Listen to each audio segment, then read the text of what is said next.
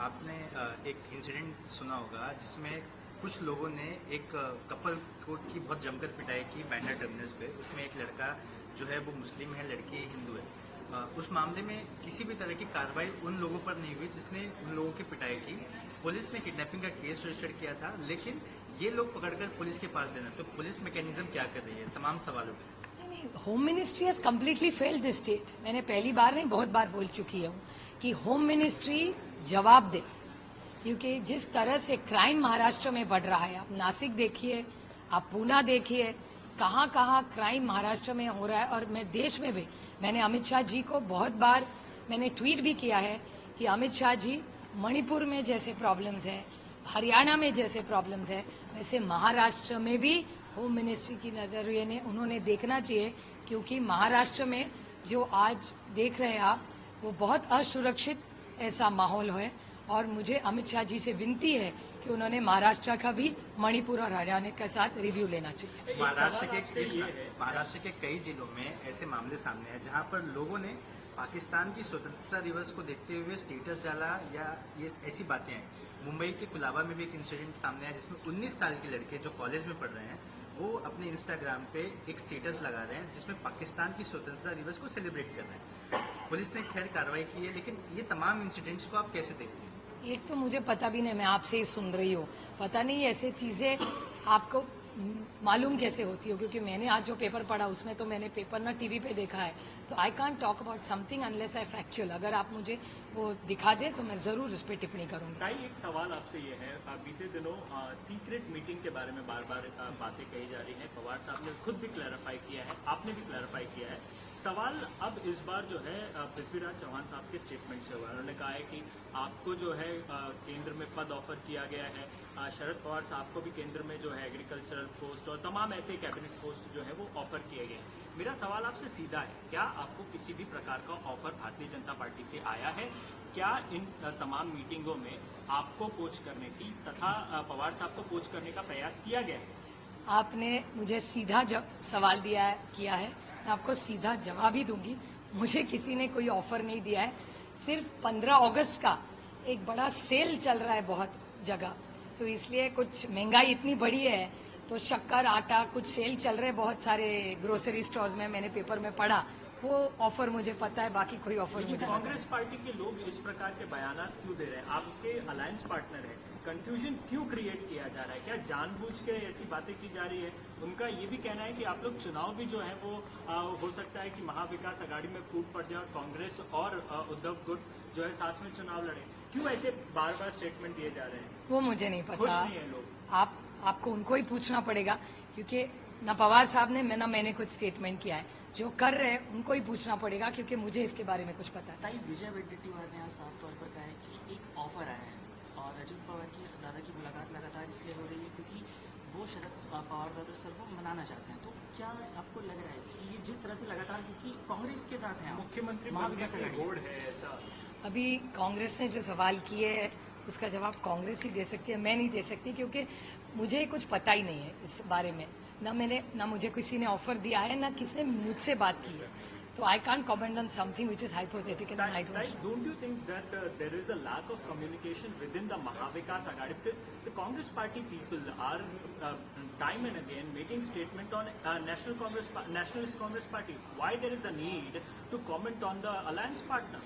I really can't comment on that because I'm constantly in touch with Sonia ji, Rahul ji, Gaurav Gogoi, Khadge ji.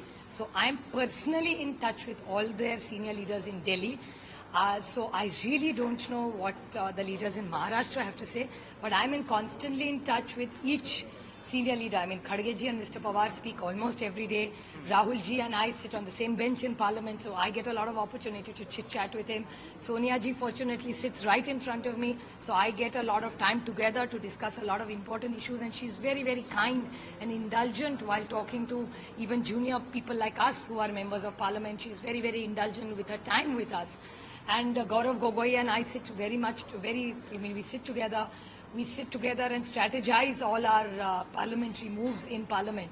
So I have access to all the leadership in Delhi. So I really would not be able or be in a position, and it would be unfair on me to talk about their leaders in Maharashtra because I really haven't spoken to them nor have they reached out to me. जिस तरह से confusion को phone किया आप क्या कहना चाहेंगे इसके बारे में? वो मुझे पता नहीं, वो औरंगाबाद में है, मैं बॉम्बे में। आपने कहा कि किस तरह से अन्याय हुआ नवाब मलिक की फैमिली को। वेल, नवाब भाई, अनिल देशमुख जी, संजय राउत जी और कितने आपको मैं ऐसे पॉलिटिकल केसेस बताऊं। आपके ही चैनल पे मैंने देखा था कि एक आरटीआई का रिपोर्ट आया था कि 95% people who have ED and CBI on them are from the opposition. ये आप ही का डेटा दिखा रहा है जो पेपर में और टीवी पे आया था। Point number 1। Point number 2, Anil Deshmukh ji, Sanjay Raut ji और नवाब भाई, मैंने बहुत पास से उनकी फैमिलियों को भी देखा है, उनके बच्चे, उनके नाती, जिस तरह से उन्होंने ये दुख झेला है, जो अन्याय उन पे हुआ है और करने वाला कौन है ये दुनिया जानती है। तो जिस तरह पॉलिटिकल केसेस इन फैमिलीज पे की है, ये बहुत दुख की घटना है और मैं तो हमेशा सत्य के साथ ही रहूंगी और सत्य के लिए कुछ भी करना पड़े उसके लिए लड़ती रहूंगी। और जिस तरह से उनको, उनके फैमिली को, जब नवाब भाई की तबीयत भी ठीक नहीं थी, जिस तरह से उनको केंद्र सरकार की एजेंसीज ने ट्रीट किया है, ये बहुत दुख की बात हमारे सबके लिए है। ताई, जिस तरह से कंफ्यूजन क्रिएट किए जा रहे हैं बात स्टेटमेंट्स की वजह से हो रहे होंगे, तो ऐसे में क्या आप और कांग्रेस पार्टी और महाविकास अघाड़ी कोई बैठक करके इस तरह के स्टेटमेंट्स को रोका जाए, ऐसी चीजें पेडल ना किया जाए, इस तरह की कुछ बातचीत करने की प्लानिंग कर रहे हैं कि जो जिसको जो बोलना है वो बोल सकता है? नहीं, for me it's a democracy. हाँ। तो जिसको जो चाहे बोले, कोई दिक्कत नहीं है, क्योंकि हम लोग तो कुछ बोल ही नहीं रहे।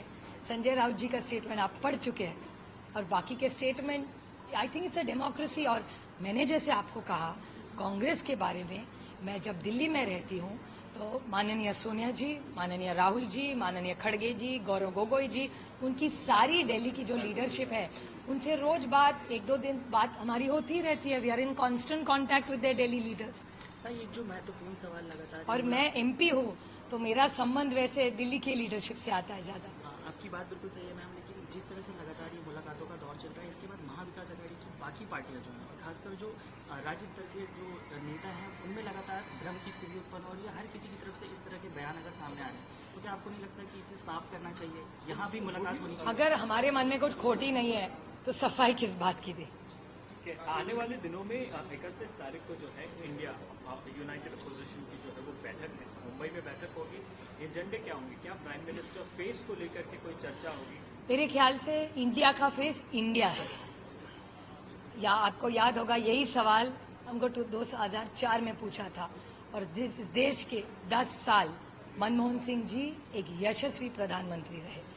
तो मेरे ख्याल से फेस कौन है, इससे ज्यादा इस देश की सेवा सत्य के साथ कौन करेगा और सचमुच जो करप्शन हो उसके खिलाफ कौन लड़ेगा, और जो सच्चाई और देश का विकास है। आपने सीएजी रिपोर्ट भी पढ़े होंगे, 2-4 दिन से बहुत सारे सीएजी रिपोर्ट्स आ रहे हैं। रेलवे के खिलाफ एक सीएजी रिपोर्ट आया है, बहुत सारे डिमांड आज डिपार्टमेंट्स के सीएजी रिपोर्ट्स आ रहे हैं। तो मुझे बहुत चिंता हो रही है। और इकोनॉमी के बारे में तो कोई बोल ही नहीं रहा है। आपको पता है देश का डेट कितना है? 1.56 लाख करोड़ इस देश का डेट है। कोई इस पे कुछ बोले? महंगाई पे कोई बोले? बेरोजगारी पे कोई बोले? वो छोड़ के सब चर्चाएं हो रही है। तो इंडिया की जो मीटिंग होगी, इसमें जो इस देश का ईमानदार आदमी है उसके लिए एक अच्छा प्रशासन की बात होगी। उसके बाद अच्छे जो धोरण होंगे, there will be good leadership with good solutions for the development on the state. Governance के बारे में इंडिया में ज्यादा बात होगी।